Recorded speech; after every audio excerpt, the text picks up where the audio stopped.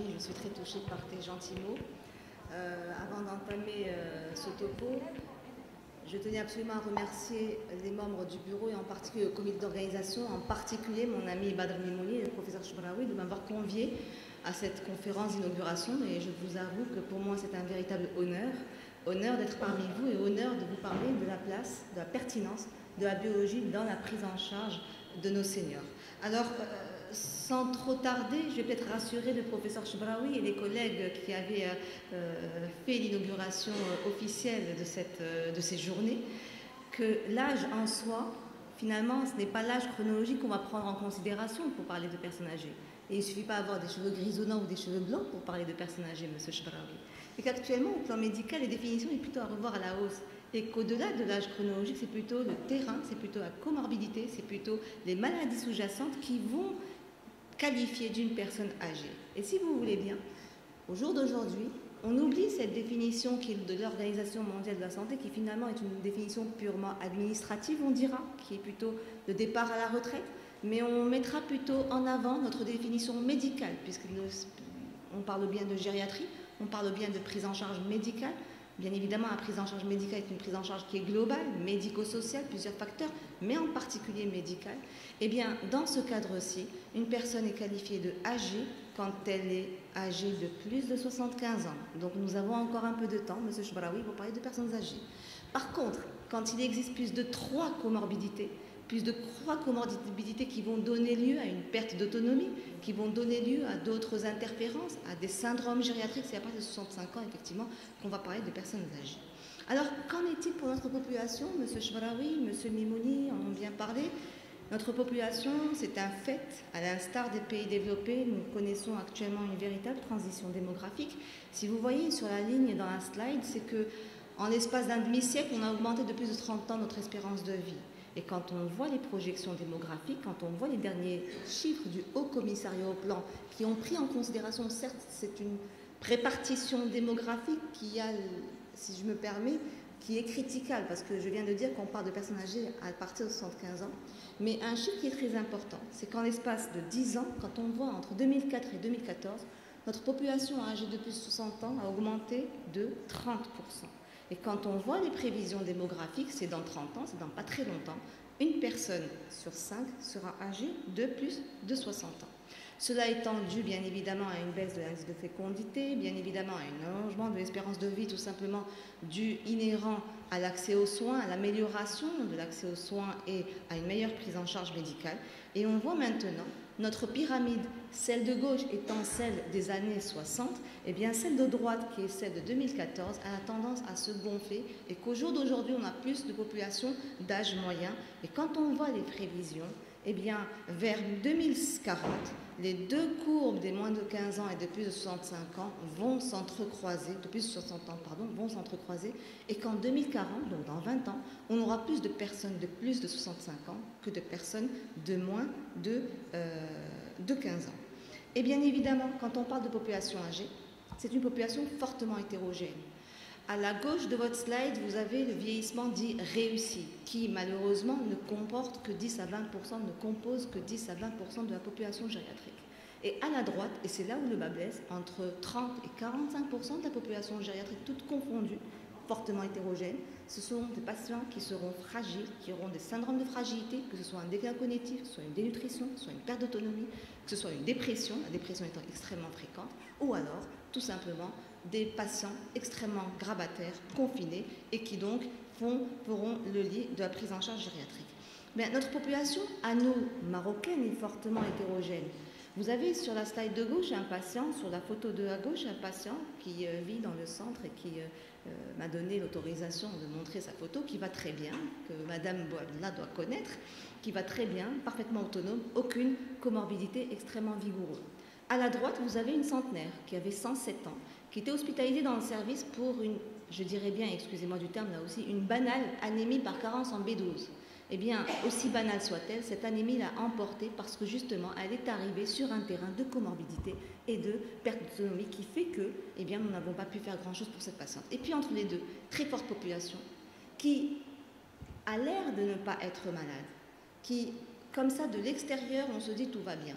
mais que dès qu'il y a un petit souci, dès qu'il y a une petite infection intercurrente, dès qu'il y a une anomalie biologique, eh bien, c'est le château de cartes qui va tomber, c'est la forte population fragile, et c'est là où le bas blesse, et c'est là où on doit repérer les syndromes de fragilité dans cette population âgée. C'est très important de stratifier notre population selon qu'il soit fit, parce que quand on est fit, quand on va très bien, on a quand même une espérance de vie à 70 ans qui est respectable, de l'ordre de 20 ans, qui est de 8 ans quand on a 85 ans. Et à l'inverse, quand on a plus de 85 ans, quand on a 3 morbidités, en particulier un déclin cognitif, une perte d'autonomie, un syndrome gériatrique, notamment à dénutrition, eh bien cette espérance de vie ne va qu'en se réduisant. D'emblée, cela veut dire quoi ? Cela veut dire que l'âge à lui seul n'est pas une contre-indication pour une prise en charge médicale, et de 1. Et de 2, qu'il faille absolument exclure de tout fatalisme vis-à-vis du grand âge. Et de 3, qu'il ne faille pas qu'on soit dans l'acharnement thérapeutique quand on est devant une personne qui a une comorbidité, qui est polymédiquée et qui est surtout en grabbatisation totale. Donc c'est là où le but du médecin, c'est finalement de stratifier et de faire du mieux que nous pouvons pour améliorer l'état de santé de nos personnes âgées. Alors, une phrase que je reprends d'une des grandes figures de la gériatrie française, qui est le professeur Olivier Saint-Jean, et qui dit qu'on ne meurt jamais d'être vieux, mais plutôt de maladie. Et qui est extrêmement, certes, très difficile, de faire la part entre ce qui revient du vieillissement, de ce qui revient des pathologies. Pourquoi ? Parce qu'on va voir dans un petit moment que, avec l'avance en âge, le vieillissement des différents organes, les pathologies sont fréquentes. Cela va de soi. Mais ce qui est très impressionnant, c'est que l'abord d'une personne âgée est totalement différent d'une personne plus jeune. Je te parle bien au plan clinique. Et on va voir qu'au plan clinique, nous avons une atypie sémiologique, nous avons une pauvreté sémiologique. Et c'est pour cette raison que je remercie énormément le comité d'organisation d'avoir choisi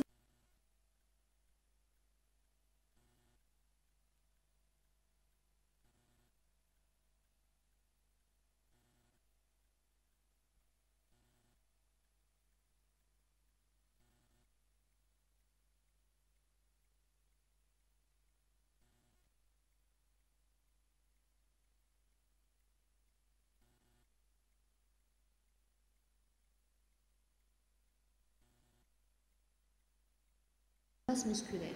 La masse musculaire est un gros problème chez la personne âgée. De façon physiologique, nous allons avoir une baisse des sarcolèmes, nous allons avoir une raréfaction des myocytes, ce muscle sera remplacé par du tissu gras. Et cette baisse de la masse musculaire va donner lieu à quoi ? Va donner lieu à la sarcopénie, à l'instabilité, aux problèmes de chute, mais aussi aux problèmes d'interaction médicamenteuse. À côté de cette masse musculaire qui va diminuer, le cerveau. Raréfaction neuronale, cela ne veut pas dire qu'une maladie d'Alzheimer est une maladie de la vieillesse. Oui, c'est une maladie de la vieillesse.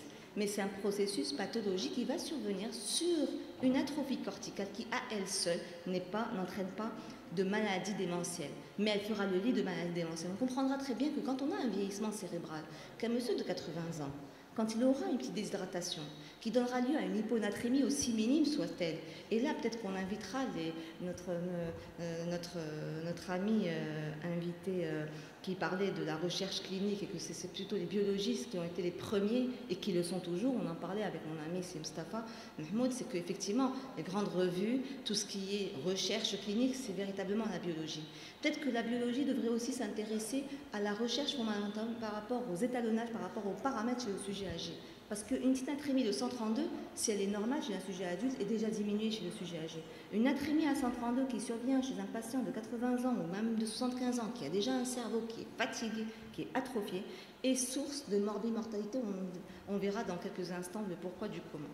Vieillissement cardiaque, vieillissement du système nerveux autonome, on comprend qu'il y a un gros problème de dysautonomie qui fait que finalement les signes cliniques ne seront que émoussés et qu'on aurait une pauvreté sémiologique qui fait que la place de la biologie est non seulement pertinente, mais elle est nécessaire dans la prise en charge d'une personne âgée, quelle que soit sa situation médicale. Problème de désadaptation posturale, on comprendra très bien qu'une personne âgée qui va tomber aura du mal à se relever et encore plus, elle aura du mal à devoir se remettre debout et à devoir se mobiliser. Et tout ceci fait que, chez le sujet âgé, un événement intercurrent aussi banal soit-il, à cause de ces diminutions de ces réserves fonctionnelles, eh bien, on aura une baisse de la capacité de réadaptation à ces situations d'agression qui fait qu'une personne âgée, par rapport à son âge, est de toute manière fragilisée. Un mot sur la iatrogénie. Iatrogénie, c'est le mot d'ordre, c'est quand même extrêmement fréquent, 5 à 20% entre 65 et 75 ans, très fréquent en hospitalier, et la iatrogénie est en particulier due aux problèmes au niveau rénal, aux problèmes au niveau des volumes de distribution, en particulier de la masse hydrique qui a tendance à diminuer chez le sujet âgé, et aux problèmes du métabolisme hépatique. Et finalement, cette plaque, c'est peut-être l'une des plaques les plus importantes. Gros risque de fragilité, tout simplement parce que quand on avance dans l'âge, polymédication, polypathologie, polymédication, à cela, une étude qui est quand même très intéressante et qui nous pousse à réfléchir. On se dit, vu notre dimension socio-culturelle de notre pays, l'isolement n'existe pas dans notre pays. Il y a eu une très belle étude qui a été faite par le CERED en milieu familial. 63% des personnes âgées souffrent de solitude. Et la solitude donne quoi? Donne lieu à la dépression. Je ne vais pas trop m'attarder dessus puisque ce n'est pas le vif de notre sujet. Et finalement, la problématique chez une personne âgée malade, c'est d'abord la difficulté de recueillir les informations. Et on sait que l'anamnèse est très importante dans la démarche de diagnostic d'une population âgée.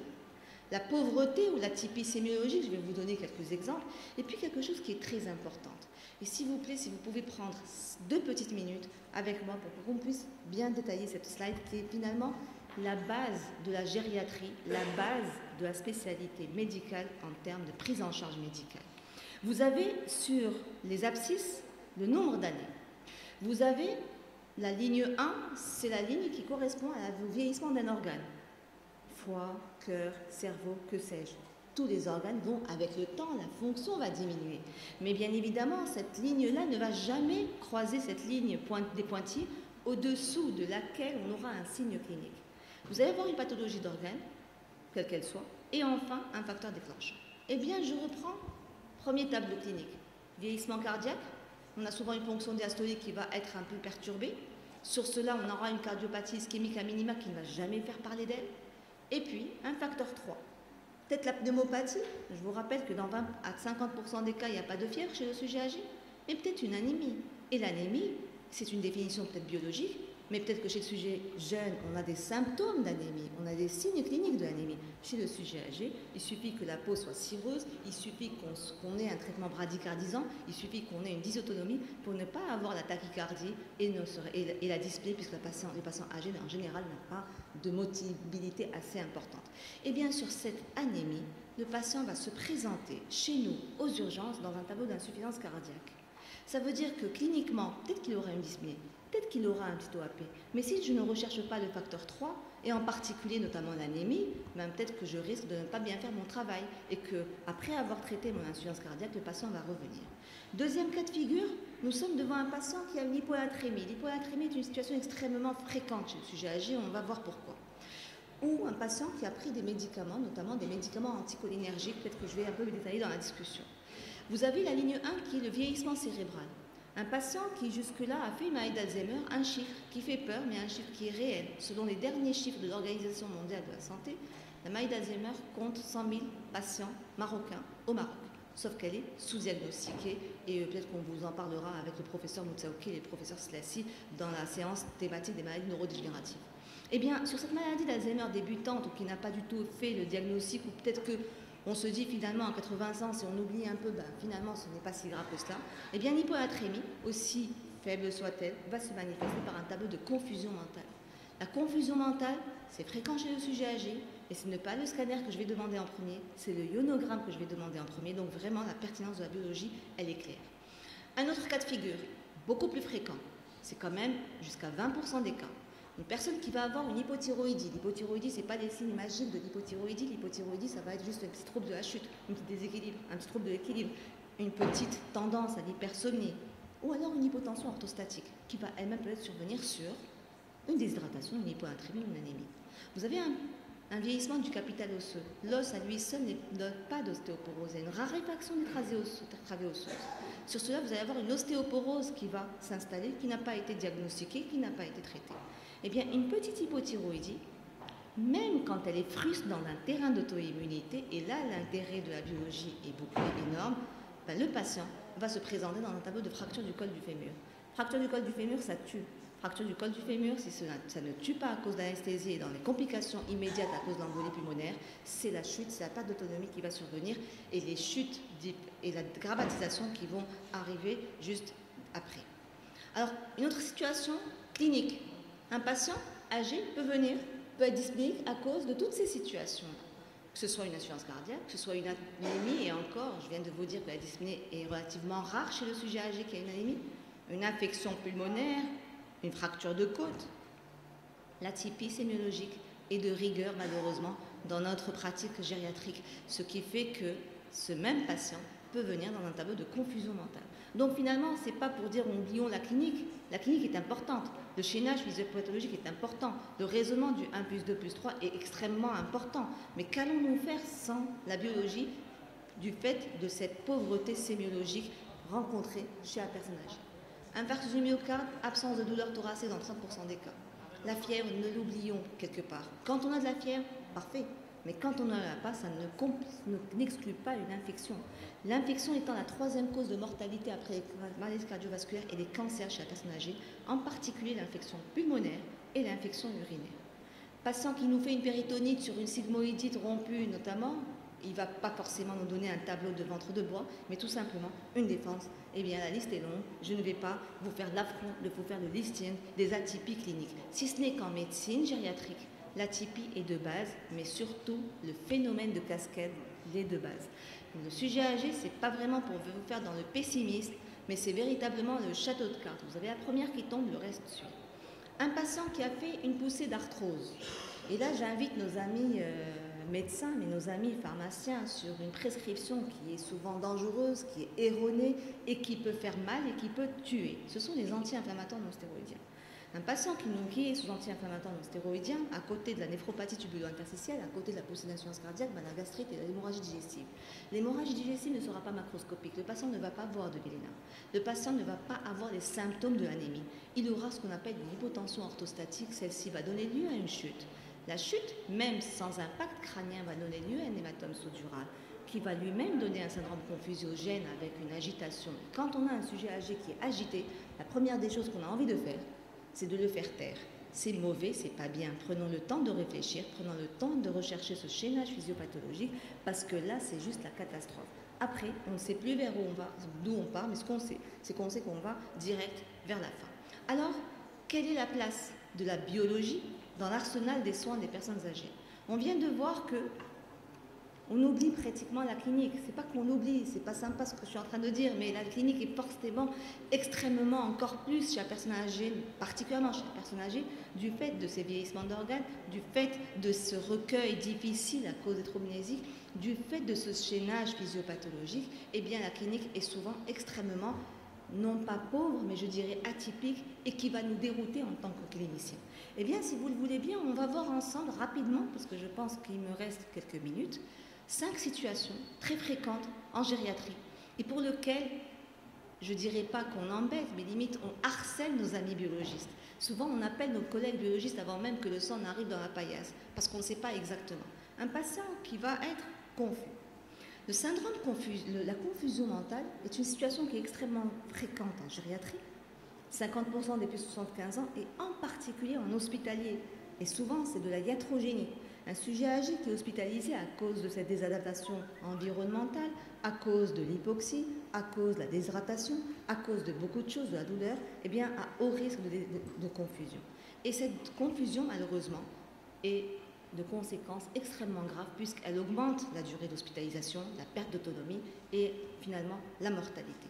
Quand on voit les critères diagnostiques, c'est finalement un changement de comportement, un patient qui avait des fonctions supérieures qui soit étaient normales et va devenir complètement désorienté, ou alors c'est une modification de fonctions supérieures qui jusque-là était soit stable, soit un patient qui avait un déclin cognitif, mais pour lequel on a vu un changement brutal de son état, psychique.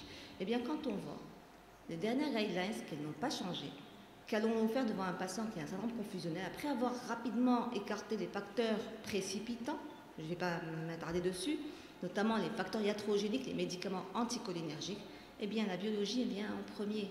La biologie, on ne conçoit pas une prise en charge, finalement on dira même que l'examen biologique, les demandes d'examen biologique, quand elles soient et qu'elles soient bien évidemment raisonnées, et là peut-être dans la discussion on parlera de certaines dérives, on parlera de certaines choses qu'il ne faut absolument pas faire chez le sujet âgé, eh bien l'examen biologique fait finalement partie intégrante de l'exploration étiologique en première ligne, bien avant le scanner chez le sujet âgé confus. 50% de plus de 75 ans vont nous faire une confusion et ce n'est qu'en deuxième intention qu'on fait l'imagerie cérébrale. Deuxième situation extrêmement précoce, baisse de la masse hydrique, baisse de la sensation de soif, baisse du pouvoir de concentration des urines qui fait que la déshydratation est extrêmement fréquente et en particulier sous nos cieux. Quand on va voir les signes cliniques, il faut qu'on les oublie. Le pli cutané, nous ne l'aurions pas. La patiente ou le patient étant dénutri, il y a une élasticité de la peau. Les signes, la tachycardie est aussi souvent absente à cause de cette dysautonomie. Et puis la tension, on n'attend pas qu'on ait une tension basse, qu'on ait un état de choc pour faire le diagnostic. Et là, tout l'intérêt de la biologie. L'intérêt de la biologie qui va avoir finalement une sémiologie de type biologique. On est dans un tableau d'hémoconcentration, on est dans un tableau d'hyperprolédémie chez un patient qui a une sarcopénie. On comprendra d'emblée qu'on a effectivement une déshydratation. La fonction rénale qu'on va évaluer, on va voir quels sont les paramètres avec lesquels on devrait évaluer notre fonction rénale en médecine gériatrique. Et puis, un élément, un ion qui est extrêmement important. N'oublions pas que l'atrémie normale peut être le signe de déshydratation. Une atrémie diminuée, c'est quand on a beaucoup plus une perte de sel que d'eau, ou alors une déshydratation intracellulaire qui est très fréquente, où on aura beaucoup plus de perte d'eau que de sel. Donc finalement, on voit très bien que la biologie fait partie intégrante, mais s'il vous plaît, si vous pouvez nous aider, là je vais parler de la natrémie corrigée.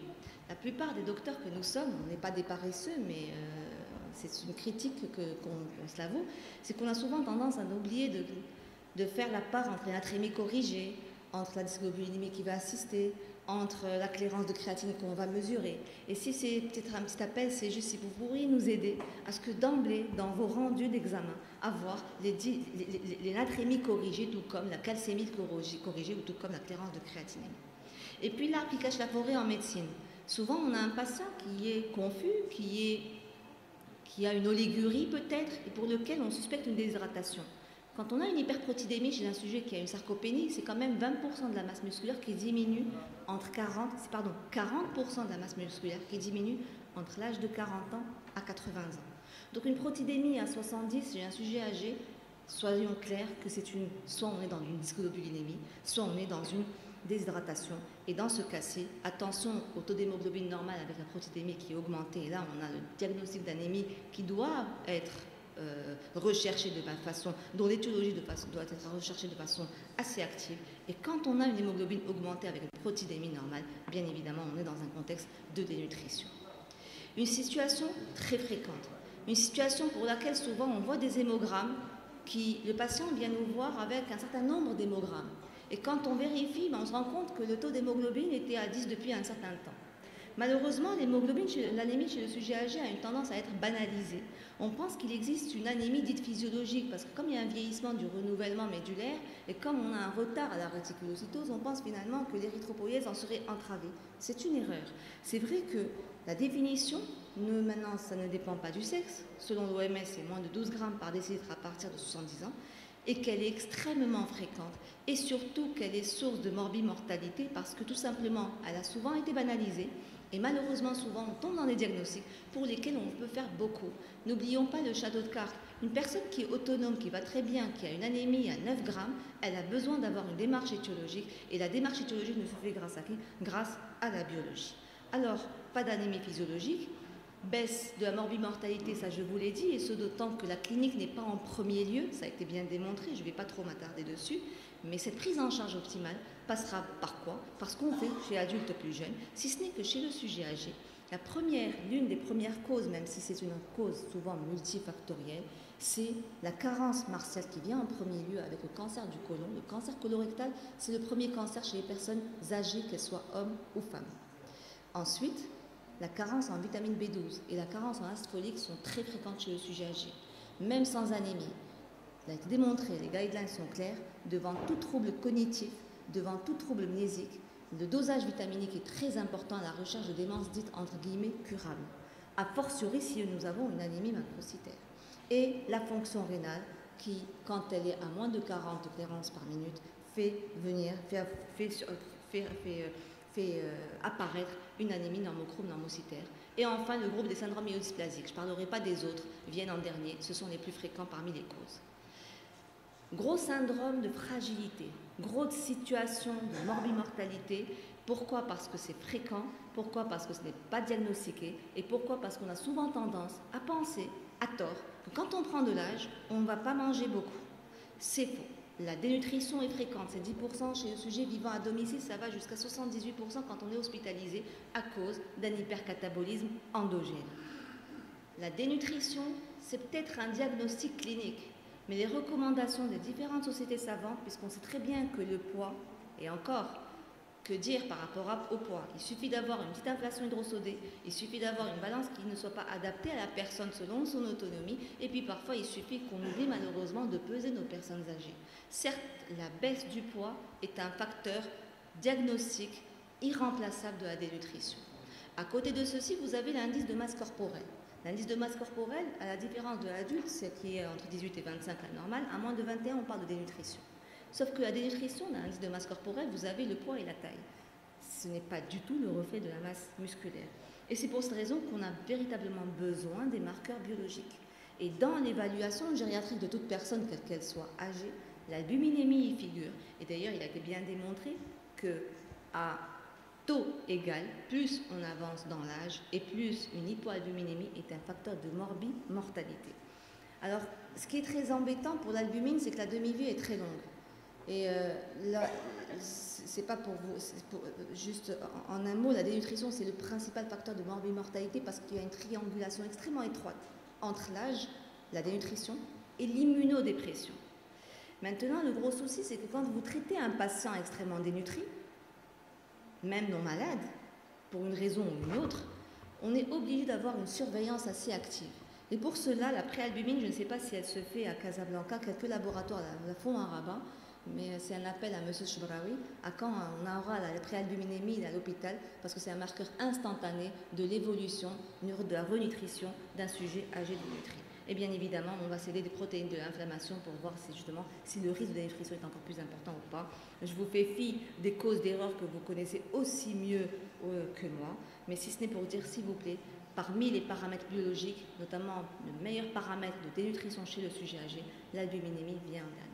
Et enfin, avant de finir par une dernière slide, je parlerai d'une situation qui est très fréquente, qui est sous-diagnostiquée à tort, parce qu'on a tendance à penser que nous, les cliniciens en tout cas, et ça c'est une critique là aussi que je lance envers notre communauté, c'est qu'on pense que la créatinine étant le reflet de la fonction rénale. Or, nous savons très bien que la créatinine, qui est le produit du catabolisme protidique, et qu'on sait que la masse musculaire diminue, et bien finalement c'est plutôt la clairance de créatinine qu'il faut avoir. On sait qu'on a une baisse du débit de filtration, que le poids des reins est diminué, mais quelle est la formule que nous devrions utiliser? Vous auriez les néphrologues, et peut-être même vous auriez plutôt préféré le MDRD ou le CKD. Chez le sujet âgé, on a eu beaucoup d'études qui ont été faites dans ce sens. Je vais vous faire partager une d'entre elles si vous le permettez. Et pourquoi c'est très important d'évaluer notre clairance de créatinine? Parce qu'en termes de iatrogénie, nous sommes très forts. Dès 75 ans, c'est 4 à 5 médicaments par patient. Mais quand on voit le pourcentage d'événements iatrogéniques, c'est 10 à 20% après 75 ans. Il y a une très belle étude qui est parue dans le New England Journal of Medicine de 2016 qui a ressorti tous les patients qui sont venus, qui ont été admis aux urgences pour un événement iatrogénique. 80 000 personnes sur une durée de 3 ans, la moitié étaient des sujets de plus de 80 ans. Le premier médicament qui vient en tête de liste, ce sont les antivitamines K à cause du fameux Time Target Range, c'est le TTR qui est extrêmement labile. Deuxième, ce sont l'insuline. Troisième, ce sont les anti-adhérents plaquettaires. Et le quatrième, c'est vrai, ça a beaucoup plus de maniabilité, de moindre d'interaction médicamenteuse, mais ça donne aussi des syndromes hémorragiques, ce sont les anticoagulants oraux directs. Eh bien, la plupart de ces médicaments sont dus, la plupart de ces événements iatrogéniques sont dus à quoi? Sont dus tout simplement parce qu'on n'a pas pensé à évaluer de façon systémique notre fonction rénale. Et peut-être que si nous avions, notamment à l'hôpital, là aussi un deuxième message à M. Chbraoui, si on pouvait avoir directement la clairance qui sort. Parce que je vous assure, quand on passe dans la visite et que je suis toujours obligée de calculer ma clairance de créate, on n'est pas encore malheureusement habitué à évaluer cette clairance. Et que quand on a un patient âgé qui a eu un scanner avec injection, avec une clairance, quand on la mesure juste avant qui était de 30, on est assez mauvais, on n'est pas content. Donc finalement, quelle clairance? quelle méthode utiliser? La Cochrane-Tango ou la MDRD ou bien la CKD? Chez le sujet jeune, c'est plutôt les deux dernières. Chez le sujet âgé, compte tenu de... on a bien démontré, et notamment dans cette grosse méta-analyse, que celle qui était la plus pertinente pour l'évaluation de la fonction rénale, c'est véritablement la Cochrane-Tango, qui certes a tendance à surestimer cette fonction rénale, mais le mieux finalement dans tout ça, c'est d'éviter la iatrogénie. Et quand on voit les adaptations posologiques, des posologies des médicaments à élimination rénale, c'est cette formule que nous utilisons. Alors, peut-être un petit mot sur un article qui a été très intéressant sur justement la safety des anticoagulants. Je ne vais pas en dire, je vais dire deux mots, juste pour dire, même pour la prescription des anticoagulants oraux directs, pour évaluer le risque hémorragique, on utilise chez le sujet âgé, et ça a été bien démontré, on a essayé de stratifier Cochrane-Tango ou MDRD, que le Cochrane-Tango est celle qu'il faudra utiliser. Chez le sujet âgé, souvent, le sujet âgé est un insuffisant rénal qui s'ignore, et que c'est à partir de 60 ml par minute qu'on va parler d'insuffisance rénale chez le sujet âgé. Là, je vous ai mis à droite notre champion du monde de la boxe, 22 ans, qui est un bon poids, forte masse musculaire, avec une créatinine à 8 mg, il a une clairance qui est fortement correcte. À droite, notre patient qui va très bien, mais quand on voit par rapport à son âge, effectivement, la fonction rénale va de plus beau. Donc, s'il vous plaît, on n'arrête absolument pas sur la créatinine, mais ça, c'est un mot que je lance plutôt aux cliniciens. Vous êtes mieux placés que moi pour justement bien insister sur la nécessité de l'évaluation de la fonction rénale. Mais d'un autre côté, certaines valeurs biologiques vont être modifiées à cause, à conséquence de ces vieillissements, de ce vieillissement physiologique qui est dû à l'avance en âge. Alors peut-être une petite pondération par rapport à certains paramètres qui peut-être, et ça c'est un message, qui peuvent être considérés soit à tort ou alors même qui peuvent être à l'inverse considérés comme étant anormaux et donc source d'erreurs diagnostiques. Ça c'est peut-être un mot par rapport à la vitamine D. La vitamine D, notre population est carencée en vitamine D et en particulier chez le sujet âgé. Mais la vitamine D, on sait que pour qu'elle soit active, la forme de réserve, il faut qu'elle soit hydroxylée aussi bien au niveau hépatique et au niveau rénal. Sauf qu'on sait qu'on a des anomalies du cytochrome P450 au niveau hépatique, on sait qu'on a une baisse de la filtration glomérulaire. Donc finalement, est-ce que le taux que nous avons reflète une anomalie ou est lié justement à ces modifications à ces modifications de ces différents métabolismes? C'est une question que l'on se pose.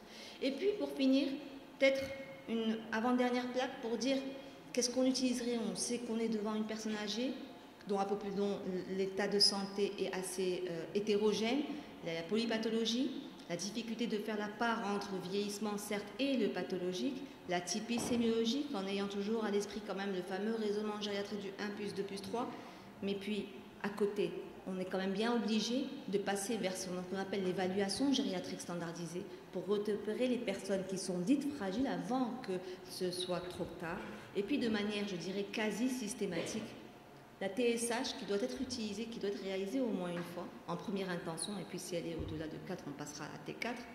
Le protidogramme, on ne va pas attendre d'avoir des signes de myélome multiple avant de se poser la question est-ce qu'on n'aurait pas pu faire le diagnostic assez tôt. Les dosages vitaminiques doivent faire partie de l'évaluation gériatrique utilisée au moins une fois. Le bilan lipidique. On voit souvent des prescriptions de cholestérol chez un petit monsieur de 90 ans. Un petit monsieur de 90 ans qui n'était pas sous statine, qui n'était pas en prévention primaire, n'a pas lieu d'avoir un bilan lipidique. Quid de la vitamine D? La vitamine D ne sera utilisée, ne sera dosée chez nos personnes âgées que lorsque il y a derrière un rationnel. Certes, la carence en vitamine D a été bien démontrée étant responsable de la chute, étant responsable de la sarcopénie et même étant responsable finalement d'une perte d'autonomie. Donc la vitamine D les patients doivent être supplémentés. Mais est-ce qu'il faille les doser, ces patients-là? Nous ne doserions nos patients en vitamine D que lorsque ce sont des patients qui tombent ou que lorsque derrière vous avez un traitement par biphosphonate que vous allez instituer. Donc je pense et j'espère avoir été dans le temps pour vous dire que sujet âgé, on est dans la typie sémiologique, on est dans le raisonnement gériatrique, on est bien évidemment dans quelque chose où la triangulation, la collaboration clinico-biologique est primordiale et que la biologie fait partie intégrante de la prise en charge de nos personnes âgées pour, comme on le dit, une gériatrie efficace mais surtout économe avec cette exclusion vis-à-vis du fatalisme du grand âge et je vous remercie.